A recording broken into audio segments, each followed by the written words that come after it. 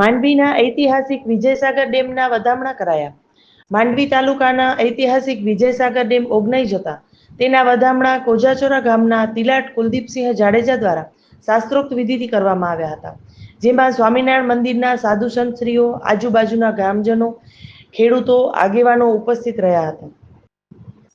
માંડવી તાલુકા પંચાયત પ્રમુખ કેવલકુમાર કિશોરભાઈ ગઢવી, માંડવી તાલુકા ભાજપ પ્રમુખ સામતભાઈ ગઢવી, માંડવી તાલુકા ભાજપ પૂર્વ પ્રમુખ અમુલભાઈ દેડિયા, કોડાય સરપંચ વિરલભાઈ જોશી, માંડવી તાલુકા પંચાયત કારોબારી ચેરમેન વિક્રમસિંહ જાડેજા, કોડાય પૂર્વ સરપંચ કાનજીભાઈ પટેલ, ઉદયસિંહ જાડેજા, જયેન્દ્રસિંહ જાડેજા, દશરથસિંહ જાડેજા તેમજ આજુબાજુના ગામના ખેડૂત અગ્રણીઓ, ગ્રામજનો સહિત ઉપસ્થિત રહ્યા હતા.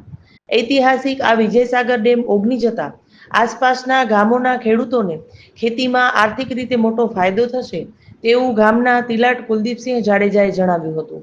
આજરોજ મહારાવ શ્રી વિજયરાજજીએ બનાવેલ આ વિજયસાગર ડેમ, જે નાની સિંચાઈનો બીજા નંબરનો કચ્છનો ડેમ છે, એ ડેમની આજે ઓગણના વધામણાની વિધિ હતી, જેની અંદર ધારાસભ્યશ્રીએ અનિવાર્ય સંજોગોના લીધે હાજર રહી શકેલ નથી, પણ શુભેચ્છાઓ પાઠવેલી છે.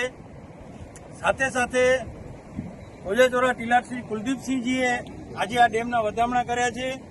એમની સાથે સોમનાથ સંપ્રદાયના મંદિરના અને ગુરુકુલના સંતો જોડાયા હતા.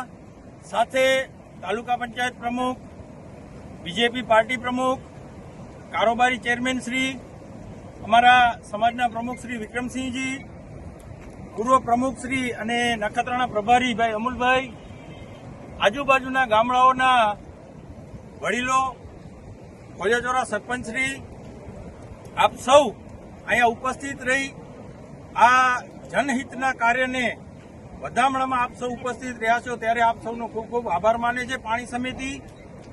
એની સાથે સાથે અમુક ગ્રાન્ટો આ ડેમ માટે ધારાસભ્ય શ્રી દ્વારા મંજૂર થયેલ છે, પણ ડેમ ખાલી ન થતા ડ્રેનેજના અને કામગીરી થઈ શકેલ નથી, પણ આવનારા સમયમાં એ પણ કામગીરીઓ થશે.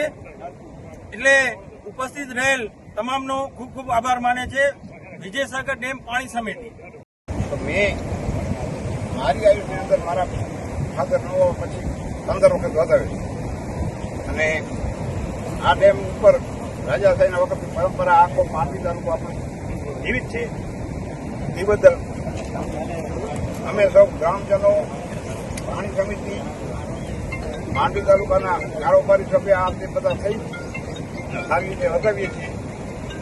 એ બધું ધારાસભ્યશ્રી સંપૂર્ણ ટેકો છે, ને આટલા ગ્રાન્ટો જે કંઈ મળે છે એમને એ બદલ એ લોકોને શુભેચ્છા આપીએ છીએ ધારાસભ્ય.